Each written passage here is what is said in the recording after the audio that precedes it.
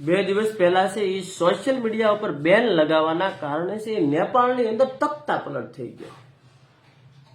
હા, એની પહેલા પણ લોકો એનો વિરોધ કરતા હતા સરકારનો, એની ભ્રષ્ટાચારની નીતિઓનો, ઘણી બધી સમસ્યાઓનો, પણ ત્યારે સોશિયલ મીડિયા શરૂ હતું એટલે મોટા ભાગનો વિરોધ છે ને સોશિયલ મીડિયામાં છે હેશટેગ કરીને પોસ્ટ કરીને છે એમાં નોંધાવવામાં આવતો હતો અને પાછા લોકો છે એ સોશિયલ મીડિયામાં વ્યસ્ત થઈ જતા હતા.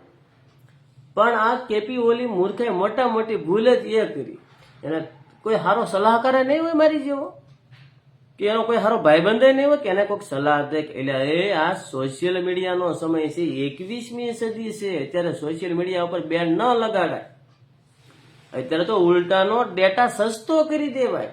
જો ડેટા સસ્તો કરી દઈએ ને તો આપણે ગમે એટલી ભૂલો કરીએ પણ લોકો છે ને સોશિયલ મીડિયામાં રીલ્સ બનાવવામાં, પબજી રમવામાં, તીન પતિ આવડતી હોય તો તીન પતિ રમવામાં, ટિકટોક સ્ટાર બનવામાં, એમ સેલિબ્રિટી વધી જાય અને સતત એમાં ને એમાં વ્યસ્ત રહે અને વિરોધ સોશિયલ મીડિયામાં નોંધાવે એટલે બહાર થી રસ્તા ઉપર ન આવે.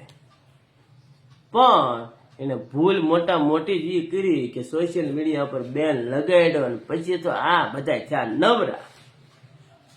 નવરા થયા સીધા રસ્તા ઉપર અને પછી તો એને આખા નેપાળમાં બાકાજીક બોલાવી દીધી. આખું નેપાળ ભડકે પાડ્યું.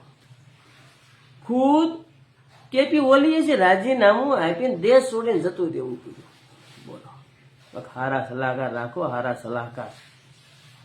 હા, નેટ ખૂટી ગયું છે હમણાં વરસનું કઈ જો તમ તારે તો રસોઈ બનાવે. હા.